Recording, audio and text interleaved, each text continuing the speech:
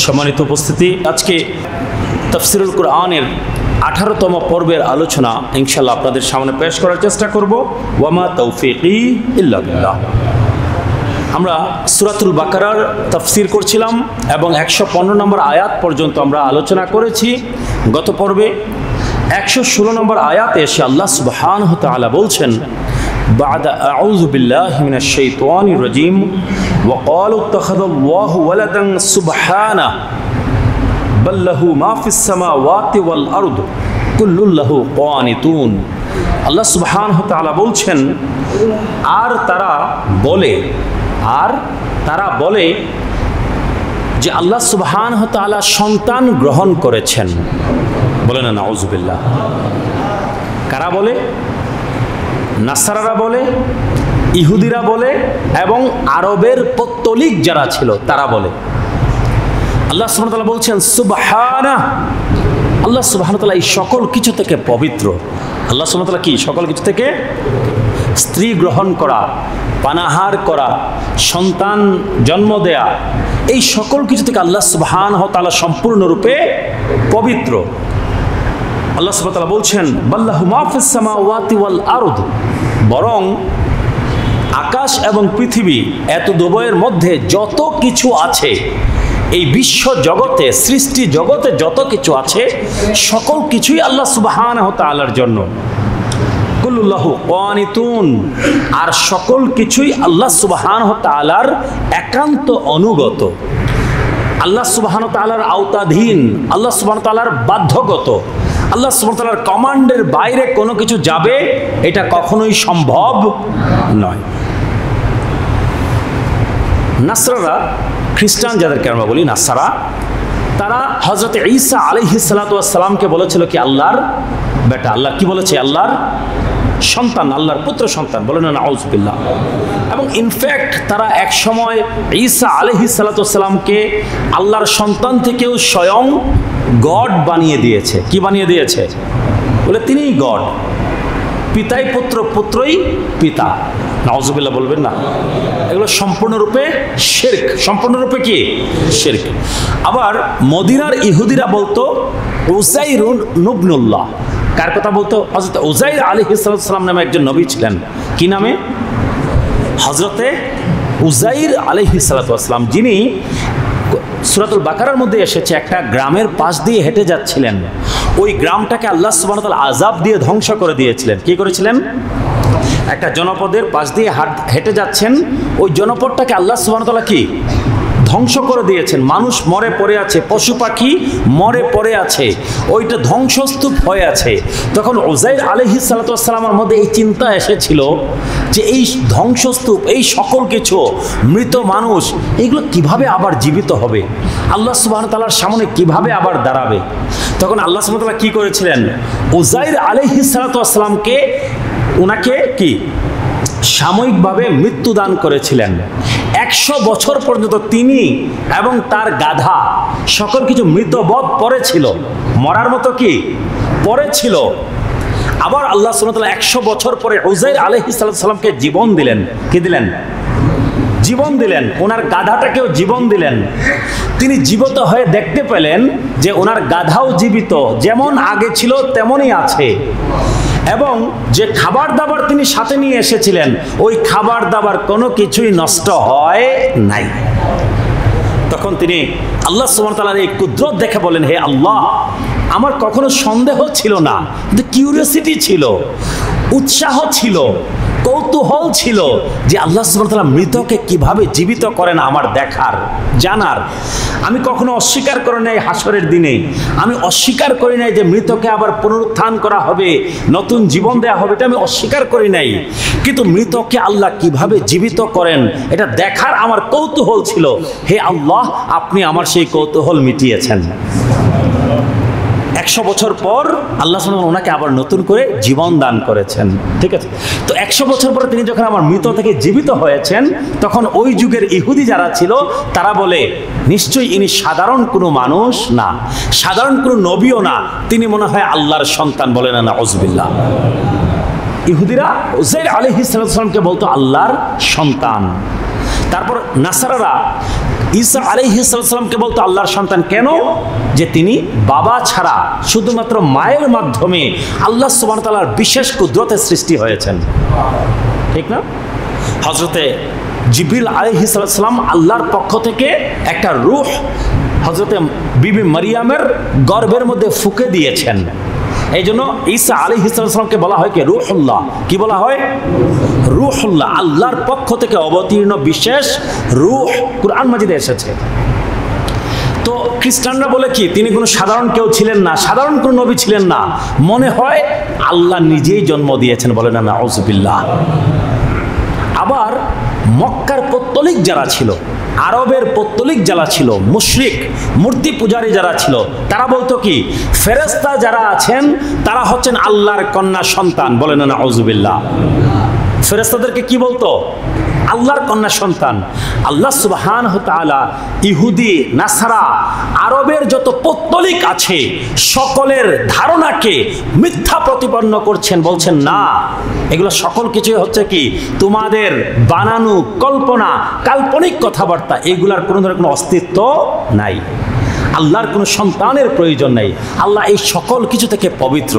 সূরা ইখলাস এই জন্য নাজিল হয়েছে। সূরা ইখলাস কি এই জন্যই নাজিল হয়েছে।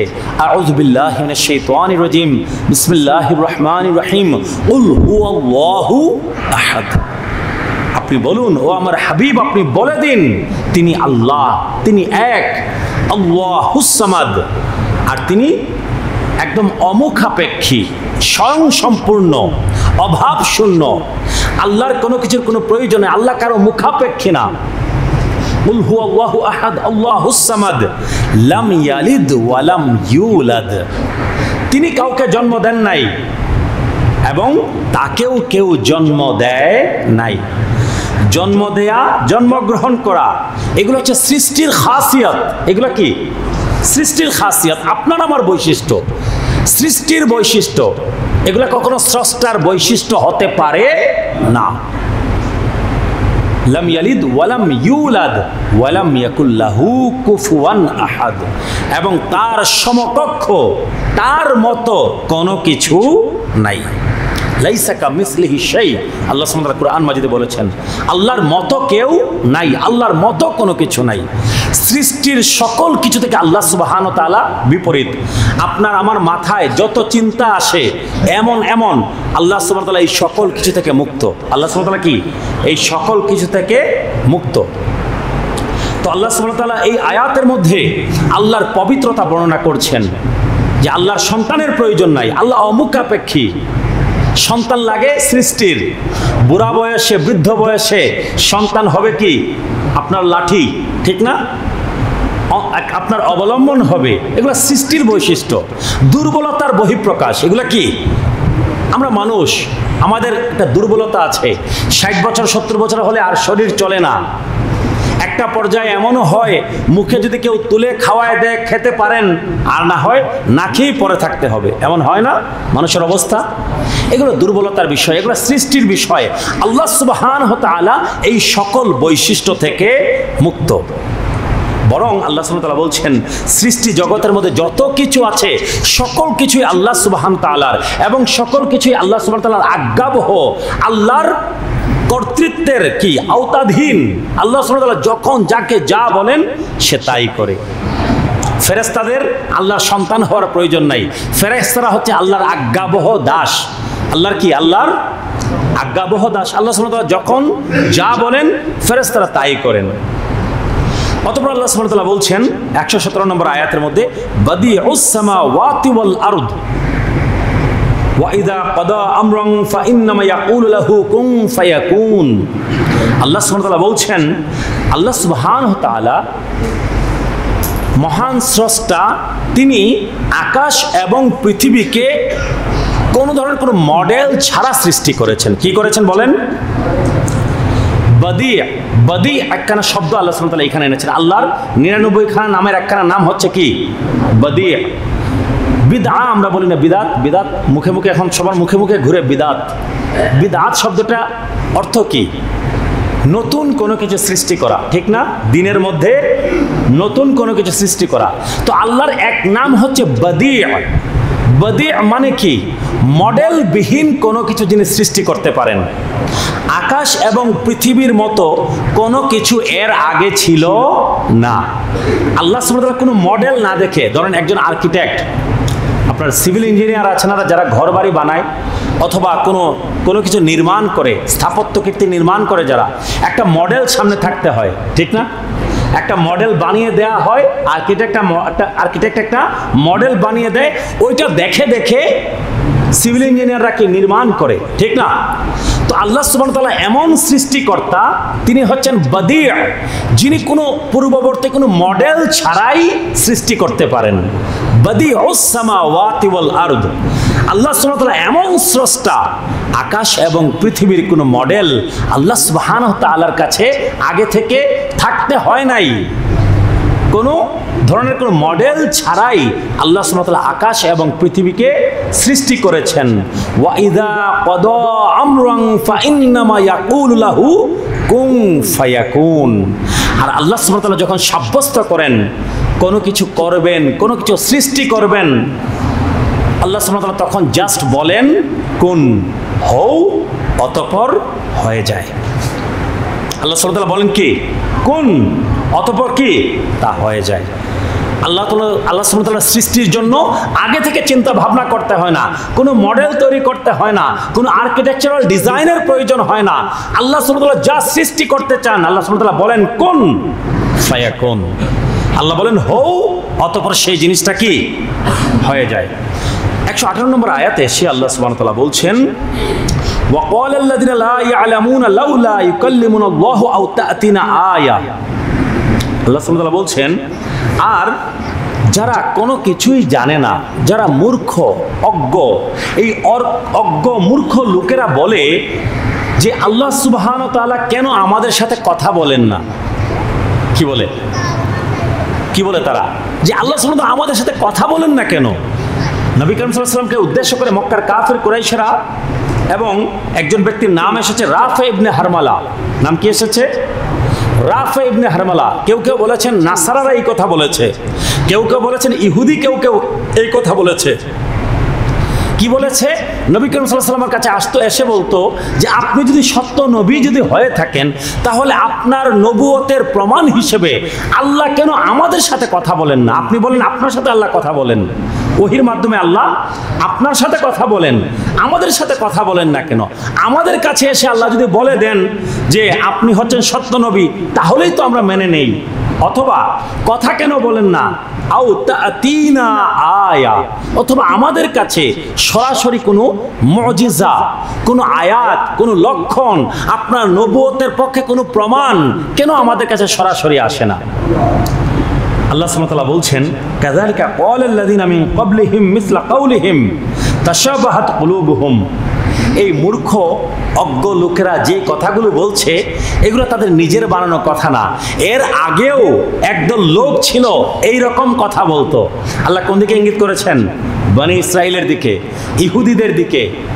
তারা কি বলেছে? মুসা আলাইহিস সালামকে এসে কি বলেছিল? আরিনাল্লাহা জাহরাতান, হে মুসা নবী, আপনার আল্লাহ যদি সত্যি থেকে থাকেন আপনার আল্লাহকে বলেন আমরা যেন আল্লাহকে দেখতে পারি, আল্লাহর সাথে যেন সরাসরি কথা বলতে পারি। আপনি একা একা কথা বললে তো হবে না। আরিনাল্লাহা জাহরা, আমাদেরকে দেখতে দেন আল্লাহকে। আল্লাহকে বলেন আমাদেরকে যেন দিদার দেন, আমাদেরকে যেন দেখা দেন, আমাদের সাথেও যেন কথা বলেন। তো আল্লাহ সুবহানাহু ওয়া তাআলা এই আয়াতে বলছেন যে এই মানুষগুলো যে কথা বলছে যে আল্লাহ সরাসরি এসে মানুষের সাথে কথা বলবেন, এটা নতুন কোনো কিছু না। এর আগেও ইহুদিরা এই দাবি করেছিল, এই দাবি তারাও করেছিল। তখন কি হয়েছে? 70 জন, কতজন? বনি ইসরাইলের 70 জন প্রতিনিধি নিয়ে হযরতে মুসা আলাইহিস সালাতু ওয়াস সালাম তুর পাহাড়ে গিয়েছিলেন। আর আল্লাহ সুবহানাহু ওয়া তাআলা শুধুমাত্র একটু নূরের তাজাল্লি তুর পাহাড়ের উপরে নিক্ষেপ করেছিলেন।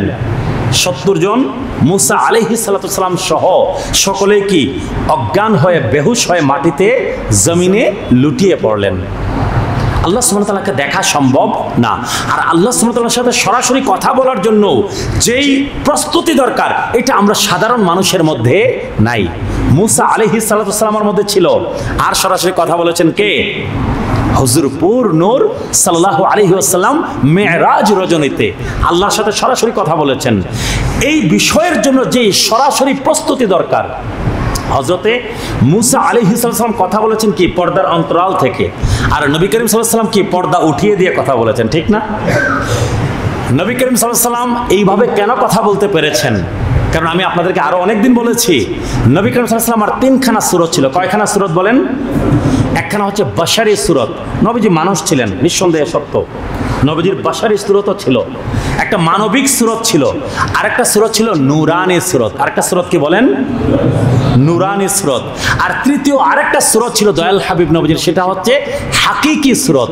যে হাকিকি সূরত আপনি আমি আমরা জানি না, সেটা জানেন নবী করিম সাল্লাল্লাহু আলাইহি ওয়াসাল্লাম আর জানেন আল্লাহ সুবহানাহু ওয়া তাআলা। নবী করিম সাল্লাল্লাহু আলাইহি ওয়াসাল্লাম বাশার হওয়ার কারণেই নবী করিম সাল্লাল্লাহু আলাইহি ওয়াসাল্লাম খাবার খেয়েছেন, চলাফেরা করেছেন, বাজারে গিয়েছেন, বিয়ে শাদী করেছেন। এগুলো হচ্ছে নবী করিম সাল্লাল্লাহু আলাইহি ওয়াসাল্লামের বাশারি সূরত। আর নবীজির নূরানি সূরত কোনটা? নবী করিম সাল্লাল্লাহু আলাইহি ওয়াসাল্লাম মেরাজে গিয়েছেন, সিদরাতুল মুনতাহা পর্যন্ত গিয়েছেন, ঠিক না? হযরত জিবরিল আলাইহিস সালাম তিনিও সিদরাতুল মুনতাহা পর্যন্ত গিয়েছেন। তিনি কি ছিলেন? জিবরিল আমিন কি কিসের তৈরি বলেন? ফেরেশতা নূরের তৈরি না? সিদরাতুল মুনতাহা। কিন্তু সিদরাতুল মুনতাহা পর্যন্ত গিয়ে জিবরিল আমিন কি বলেছেন? এর উপরে আমার আর যাওয়ার ক্ষমতা নাই। কিন্তু নবী করিম সাল্লাল্লাহু আলাইহি ওয়াসাল্লাম ঠিকই যেতে পেরেছেন। কারণ কি? নবী করিম সাল্লাল্লাহু আলাইহি ওয়াসাল্লামের বাশারি এবং নূরানি এই দুই সূরতের বাইরেও আরেকটা সূরত ছিল, এই জন্য লা মাকান পর্যন্ত আল্লাহর দিদারে সরাসরি যেতে পেরেছেন। ওটা হচ্ছে হাকিকি সূরত বলে নবী করিম সাল্লাল্লাহু আলাইহি ওয়াসাল্লাম, হাকিকতে মুহাম্মাদি সাল্লাল্লাহু আলাইহি ওয়াসাল্লাম। ওই সূরত সম্পর্কে আমরাও জানি না, আপনিও জানেন না, জানেন শুধুমাত্র নবী এবং জানেন শুধুমাত্র আল্লাহ সুবহানাহু ওয়া তাআলা। তো যা বলছিলাম যে আল্লাহর সাথে সরাসরি কথা বলার জন্য যে প্রিপারেশন প্রয়োজন, যেই শারীরিক সক্ষমতা প্রয়োজন, এটা মানুষের মধ্যে নাই। এটা আছে আছে কেবল নবী করিম সাল্লাল্লাহু আলাইহি ওয়াসাল্লামের মধ্যে এই গুণ ছিল। আর হিজাবের অন্তরালে থেকে কথা বলার ক্ষমতা আল্লাহ নবীগণকে দিয়েছিলেন। মুসা আলাইহিস সালাতু ওয়াস সালামের সাথে আল্লাহ সুবহানাহু ওয়া তাআলা কালাম করেছেন, সাধারণ মানুষের সাথে আল্লাহ সুবহানাহু ওয়া তাআলা কালাম করেন না। তো আল্লাহ সুবহানাহু ওয়া তাআলা বলছেন, এই যে বিষয়গুলো তারা দাবি করছে যে আল্লাহ সরাসরি এসে যেন কথা বলেন, আল্লাহ সুবহানাহু ওয়া তাআলা আমাদেরকে যেন কোনো নবীর নবুয়তের পক্ষে কোনো প্রমাণ যেন দেখান, এই দাবিগুলো এর আগেও একদল মূর্খরা করেছিল। তারা হচ্ছে সেই বনি ইসরাইল, সেই ইহুদি জাতি।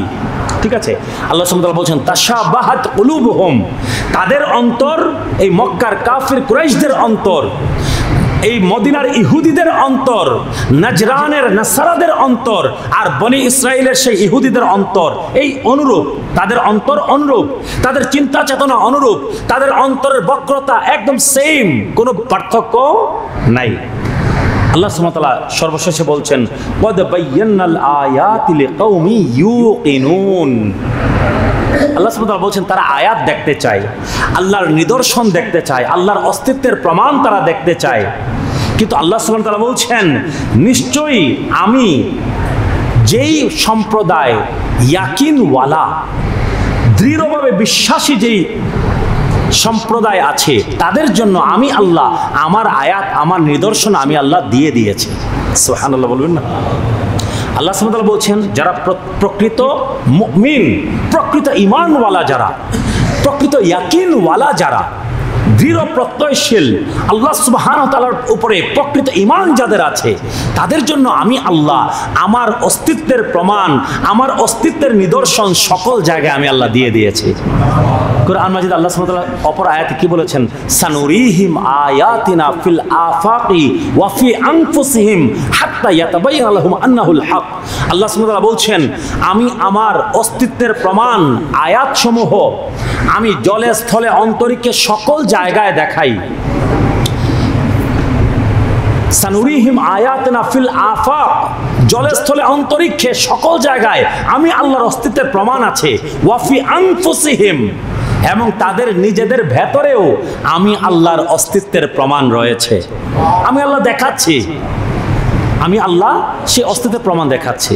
মানে কি? আল্লাহ সুবহানাহু ওয়া তাআলা বলছেন যে হে মক্কার কাফির কুরাইশরা, মদিনার ইহুদিরা, নাজরানের নাসারারা, তোমরা আমি আল্লাহকে দেখতে চাও, আমি আল্লাহর অস্তিত্বের প্রমাণ চাও, কিন্তু তোমরা সৃষ্টি জগৎ নিয়ে তোমরা গবেষণা করো না। সৃষ্টি নিয়ে গবেষণা করো, সৃষ্টি নিয়ে গবেষণা করলেই আমি আল্লাহর অস্তিত্ব পর্যন্ত তোমরা পৌঁছে যাবে। সৃষ্টি হলেই স্রষ্টা আছেন, ঠিক না? কোনো কিছু যেখানে ধোঁয়া আছে সেখানে বুঝতে হবে কি আগুন আছে। আমার কথা বুঝতে পারছেন আপনারা? কথাগুলি কি ভারী হচ্ছে একটু? যেখানে আপনি দেখবেন ধোঁয়া আছে মানে কি ওইখানে there must be some fire, ওইখানে অবশ্যই আগুন আছে। আগুন না থাকলে তো ধোঁয়া আসার কথা না। তো সৃষ্টি যেখানে আছে সেখানে স্রষ্টা একজন অবশ্যই আছেন। স্রষ্টা ছাড়া কোনো কিছু আসতে পারে না। তো আল্লাহ সুবহানাহু ওয়া তাআলা বলছেন যে তোমরা নিজেদেরকে নিয়ে গবেষণা করো, নিজেদের শরীর তত্ত্ব, নিজেদের ভেতরের জগৎ নিয়ে তোমরা গবেষণা করো। তোমাদেরকে আল্লাহ সৃষ্টি করেছেন এত সুন্দর অবয়বে। এই সৃষ্টি জগতের ভেরিয়েশন, বৈচিত্র্য, এই সকল কিছু নিয়ে তোমরা চিন্তা করো। পৃথিবী, আকাশ, গ্রহ, নক্ষত্র, সূর্য, তারা, এই সকল কিছু নিয়ে গবেষণা করো। আমি আল্লাহর অস্তিত্ব পর্যন্ত তোমরা পৌঁছে যাবে। আমি আল্লাহর অস্তিত্বের প্রমাণ সকল জায়গায় ছড়িয়ে ছিটিয়ে রেখেছি। সর্বশেষ আল্লাহ সুবহানাহু ওয়া তাআলা বলছেন পরের আয়াতে, 119 নম্বর আয়াতে, ইন্না আরসালনাকা বিল হাক্কি বাশীরাও ওয়া নাযীরা। নবী করিম সাল্লাল্লাহু আলাইহি ওয়াসাল্লামকে উদ্দেশ্য করে বলছেন, ও আমার হাবিব, ও আমার কামলি ওয়ালা রাসূল, নিশ্চয়ই আপনাকে আমি প্রেরণ করেছি সত্য সহকারে। কি সহকারে? নিশ্চয়ই আপনি নবীকে আমি প্রেরণ করেছি সত্য সহকারে। তারা আপনি নবীর কাছে আমি আল্লাহর অস্তিত্বের প্রমাণ চায়। আমি আল্লাহ আপনি নবীকে সত্য সহকারে প্রেরণ করেছি। মানে কি? কোরআন দিয়ে আমি নাজিল করেছি। কোরআন গবেষণা করতে বলেন। কি গবেষণা করতে? কোরআন নিয়ে রিসার্চ করতে বলেন। কোরআন নিয়ে রিসার্চ করলে তারা আমি আল্লাহর অস্তিত্ব পর্যন্ত পৌঁছে যাবে। সত্য সহকারে আপনি নবীকে আমি প্রেরণ করেছি। বাশীরা ওয়া নাযীরা, আপনি নবী হচ্ছেন বশীর, আপনি নবী হচ্ছেন নযীর। আপনি নবী বাশীর কিভাবে? আপনি নবী সুসংবাদ প্রদান করেছেন।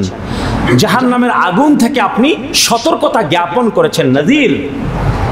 ওয়ালা তুসআলু আন আসহাবিল জাহিম, আর আপনি নবীকে এই সমস্ত জাহান্নামের অধিবাসী যারা হবে তাদের সম্পর্কে আপনি নবীকে কোনো প্রশ্ন করা হবে না। সম্মানিত উপস্থিতি, আল্লাহ সুবহানাহু ওয়া তাআলা সূরা বাকারার 119 নম্বর আয়াতে বলছেন, ইন্না আরসালনাকা বিল হক, ও আমার হাবিব, ও আমার কামলি ওয়ালা রাসূল, আপনি নবীকে আমি সত্য সহকারে প্রেরণ করেছি। এখানে কেউ কেউ বলেছেন বিল হক বলতে কোরআন মাজিদ বোঝানো হয়েছে, কেউ বলেছেন ইসলাম বোঝানো হয়েছে। ঠিক আছে? তো কোরআন এবং ইসলাম যাই হোক না কেন সকল কিছুই হক, সকল কিছুই কি হক। তবে কোরআন মাজিদ যেহেতু এর আগের আয়াতেই কাফের মুশরিকরা বলেছে যে আপনি আল্লাহ যে আছেন, আল্লাহর অস্তিত্বের প্রমাণ দেন, নবীর নবুয়তের প্রমাণ দেন, তো আল্লাহ সুবহানাহু ওয়া তাআলা এই আয়াতে বিল হক সত্য সহকারে পাঠানোর এই কথা বলার পিছনে আল্লাহ সুবহানাহু ওয়া তাআলা বুঝাতে চেয়েছেন, ও আমার বান্দারা, তোমরা আমার হাবিবের উপরে যে কোরআন নাজিল করেছি সেই কোরআন নিয়ে তোমরা গবেষণা করো। কোরআন নিয়ে গবেষণা করলেই আমি আল্লাহর অস্তিত্বের প্রমাণও পাবে, আমার নবীর নবুয়তের সত্যতার প্রমাণও তোমরা পাবে। সুবহানাল্লাহ। আপনারা দেখেন আগের যুগের যত কিতাব আছে কোরআন নিয়ে গবেষণা কেমন। আল্লাহ সুবহানাহু ওয়া তাআলা কোরআন মাজিদে দাবি করেছেন, ইন্না নাহনু নাযালনা যিকরা ওয়া ইন্না লাহু লাহাফিজুন। আল্লাহ সুবহানাহু ওয়া তাআলা বলছেন, নিশ্চয়ই এই কোরআন আমি আল্লাহ অবতীর্ণ করেছি এবং আমি আল্লাহই এই কোরআনের হেফাজত করব, সংরক্ষণ করব। মানে কি? এই কোরআনের মধ্যে কোনো বিকৃতি সম্ভব না। এই কোরআনের মধ্যে কোনো বিকৃতি কোনো মানুষ করতে পারবে না। কোরআনের মধ্যে কোনো ভুল বের করতে পারবে না। সকল বিকৃতি থেকে আমি আল্লাহ এই কোরআনকে সংরক্ষণ করব। আপনি দেখেন আগের যুগের যত আসমানি কিতাব আছে অথবা যত ধর্মীয় কিতাব আছে, তাওরাত বলেন, ইনজিল বলেন, জাবুর বলেন, অথবা হিন্দুদের যেই ধর্মীয় বইগুলো আছে, বেদ বলেন আর যাই বলেন, ইহুদি আপনার বৌদ্ধদের ত্রিপিটক আছে, আপনি দেখবেন একই ধর্মীয় কিতাব এর 4-5টা ভার্সন পাওয়া যায়। একই ধর্মীয় কিতাব কিন্তু ভার্সন ভিন্ন ভিন্ন, একটার সাথে আরেকটা মিলে না, একটার সাথে কি আরেকটা মিলে না। ইঞ্জিলের মধ্যে কয়েকটা ইঞ্জিল হয়ে গেছে এখন, এক ইঞ্জিলের সাথে আরেক ইঞ্জিল মিলে না, মানে বাইবেল, ইঞ্জিলের নাম কি বাইবেল, ঠিক আছে। তাওরাত একটার সাথে আরেকটা মিলে না, হিন্দুদের বেদ একটার সাথে আরেকটা ভার্সন মিলে না, এক একটাতে এক এক রকম কথা। মানে কি বোঝা যায় যে সকল ধর্মগ্রন্থের মধ্যেই মানুষের হাত পড়েছে। কি পড়েছে? পুরোহিতরা, ধর্মীয় ব্যক্তিত্ব যারা আছে তারা ধর্মগ্রন্থগুলোকে কি বিকৃত করে দিয়েছে। কিন্তু কুরআন মাজিদ গত প্রায় 1450 বছর ধরে অক্ষত আছে। সুবহানাল্লাহ বলবেন না? আপনি যেই মতবাদেরই মুসলমান বলেন না কেন, সুন্নি হোক, শিয়া হোক, সালাফি, আহলে হাদিস, ওয়াহাবি, যেই হোক না কেন, কুরআন কিন্তু সবার এক। কুরআন কি?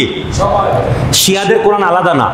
আমাদের সমাজে কিছু ভুল ধারণা প্রচলিত আছে, বলে যে শিয়াদের কোরআন আলাদা। না, এগুলো একদম ভুল কথা। এই কিছুদিন আগেও ইরানে আন্তর্জাতিকভাবে কোরআন মাজিদের প্রতিযোগিতা হয়েছে, বাংলাদেশের ছেলেরাও সেখানে অংশগ্রহণ করেছে। আমাদের কারি আহমদ বিন ইউসুফ আজহারি আমাদের সাথেই ছিল মিশরে, সে সেখানে বিচারক হিসেবেও গেছে। ইরানের শিয়ারা যেই কোরআন পড়ে আমরা সুন্নিরাও সেই কোরআনই পড়ি। সৌদিতে আমরা যাদেরকে ওয়াহাবি বলি তারাও সেম কোরআনই পড়ে। সারা পৃথিবীতে যেই মতবাদেরই হোক না কেন, কোরআন কিন্তু সবার এক, কোনো পার্থক্য নাই। কারো কোরআনের সাথে এক কোরআনের সাথে আরেক কোরআনের কোনো পার্থক্য নাই। এটি তো আল্লাহ সুবহানাহু ওয়া তাআলার একটা বড় একটা নিদর্শন যে আল্লাহ কোরআনে চ্যালেঞ্জ দিয়েছেন যে এই কোরআনকে আমি আল্লাহ নাজিল করেছি, আমি আল্লাহ এই কোরআনের হেফাজত করব। এই কোরআনে কোনো সময় মানুষ বিকৃত করতে পারবে না কোরআন মাজিদকে। এবং 1450 বছরের মধ্যে কোরআন মাজিদে সামান্য পরিমাণ কোনো বিকৃতি কোনো মানুষ আনতে পারে নাই। এবং কোরআন নিয়ে আল্লাহ সুবহানাহু ওয়া তাআলা চ্যালেঞ্জ দিয়েছেন, এই কোরআনে তোমরা কোনো ভুল পাবে না, কন্ট্রাডিক্টরি কোনো কিছু পাবে না, পরস্পর বৈপরীত্যপূর্ণ কিছু পাবে না। বরং বিজ্ঞান যত অ্যাডভান্স হবে তত বেশি সাক্ষী দিবে যে কোরআন হচ্ছে চরম সত্য। বিজ্ঞান যত অ্যাডভান্স হবে তত বেশি সাক্ষী দিবে যে কোরআন সত্য। আপনাদেরকে একটা ছোট্ট একটা মজার ঘটনা বলি, কোরআন কেমন সত্য, কোরআন কেমন সত্য। আমাদের ইমাম সাহেব আছেন এখানে, সূরা ইউনূসের মধ্যে একখানা আয়াত আছে, আল ইয়াউমা নুনাজ্জিকা বিবাদানিক লিতাকুনা লিমান খালফাকা আয়া। আল্লাহ সুবহানাহু ওয়া তাআলা মুসা আলাইহিস সালাতু ওয়াস সালামের সময়ের যে ফেরাউন ছিল, কি নাম ছিল? ফেরাউন, মানে প্রবল পরাক্রমশালী বাদশাহ ছিল। তো যেই ফেরাউন মুসা আলাইহিস সালাতু ওয়াস সালামের রক্ষণাবেক্ষণ করেছিল, মুসা আলাইহিস সালামের দেখাশোনা করেছিল, ছোট থেকে বড় করেছিল, যিনি বিবি আসিয়ার স্বামী ছিল যেই ফেরাউন, ওই ফেরাউন এবং পানিতে যে ডুবছে এই ফেরাউন কিন্তু এক না। আগের ফেরাউন ছিল হচ্ছে বাবা, আর পানিতে যে ডুবেছে ওই ফেরাউন ছিল তার ছেলে। ফেরাউন মানে কি? সম্রাট। ফেরাউন মানে কি বলেন? এটা একটা উপাধি। মিশরের যে বাদশাহ হতো, যে সম্রাট হতো, তাকে ফেরাউন বলা হতো। তো যেই ফেরাউন পানিতে ডুবেছে তার নাম ছিল রামসিস, দ্বিতীয় রামসিস। তো তার কি আল্লাহ সুবহানাহু ওয়া তাআলা কি বলেছেন সূরা ইউনূসের মধ্যে? কি বলেছেন? যে আজকের দিনে হে ফেরাউন, তোমার শরীরকে আমি আল্লাহ হেফাজত করে দিলাম। কি জন্য হেফাজত করে দিলাম? যেন তোমার পরবর্তীতে যারা আসে তাদের জন্য যেন নিদর্শন যেন হয়, কাফিরের কি অবস্থা হয় সেটার জন্য কি নিদর্শন যেন হয়। যে দেখেন আল্লাহ সুবহানাহু ওয়া তাআলা এই আয়াত নাজিল করেছেন। ফ্রান্সের একজন বিজ্ঞানী ছিলেন, ওনার নাম ছিল মরিস বুকাইলি। নাম কি বলেন? Doctor Morris Bucaille. একটা বই লিখেছেন উনি, কুরআন, বাইবেল এবং বিজ্ঞান, বাংলায় অনুবাদও হয়েছে। যদি কারো কাছে থাকে পড়ার চেষ্টা করবেন। এই ব্যক্তি মানে গত 20 শতাব্দীর শেষ দিকে এই ব্যক্তি মমি নিয়ে গবেষণা শুরু করলো। কি নিয়ে বলেন? মমি চিনেন না? মমি মিশরের পিরামিডের ভিতরে রাখা হতো ফেরাউন এবং মানে মিশরের যে রাজ পরিবার, তাদের শরীরগুলোকে আপনার একটা বিশেষ প্রক্রিয়ায় একদম শুকিয়ে শুটকির মতো করে রাখা হতো, একটা বিশেষ প্রক্রিয়ায়। শুকিয়ে কি শুটকির মতো করে রাখা হতো, যেন তারা মনে করতো কি শরীর নিঃশেষ মানে কি আযাব শুরু। শরীর যদি শেষ হয়ে যায়, মাটির সাথে মিশে যায়, তাহলে কি আযাব শুরু হয়ে যাবে। এই জন্য তারা তাদের শরীরটাকে ধর্ম বিশ্বাস অনুযায়ী কি অক্ষত রাখার চেষ্টা করত। তো এই জন্য মমি বানিয়ে শরীরকে রেখে দিত মিশরের রাজ পরিবারের সদস্যরা। তো এই ডক্টর মরিস বুকাইলি, যিনি একজন বায়োলজিস্ট ছিলেন, একজন ডাক্তার ছিলেন, উনি কি করলেন, মমি নিয়ে গবেষণা শুরু করলেন। কি নিয়ে বলেন? গবেষণা করতে করতে এক পর্যায়ে এই যে রামসেস টু, মুসা আলাইহিস সালামের ভাই ছিল, যে একসাথে খেলাধুলা করে বড় হয়েছেন, পরবর্তীতে মুসা আলাইহিস সালাম যাকে এসে দিনের দাওয়াত দিয়েছেন, কিন্তু সে কালিমা কবুল করে নাই, বরং পেছন পেছন পেছন গিয়েছে বনি ইসরায়েলকে ধ্বংস করার জন্য। আল্লাহ সুবহানাহু ওয়া তাআলা যাকে কি লোহিত সাগরে ডুবিয়ে দিয়েছেন। এই যে এখানে আরেকটা ভুল বুঝাবুঝি আছে। অনেকে বলেন যে ফেরাউনকে নাকি নীল নদে ডুবানো হয়েছিল। না, এটা ভুল। ফেরাউনকে ডুবানো হয়েছিল লোহিত সাগরে। কোথায়? আপনার মিশর থেকে এই যে তুরে সিনাই মাউন্টেন, মাঝখানে লোহিত সাগর গিয়ে একদম ছোট হয়ে গেছে। আপনি যদি ম্যাপ দেখেন দেখতে পাবেন লোহিত সাগর গিয়ে একদম ছোট হয়ে গেছে। তো মিশরের এই পার থেকে সিনাই এই মাউন্টেন পর্যন্ত এই দিকে এসেছিলেন।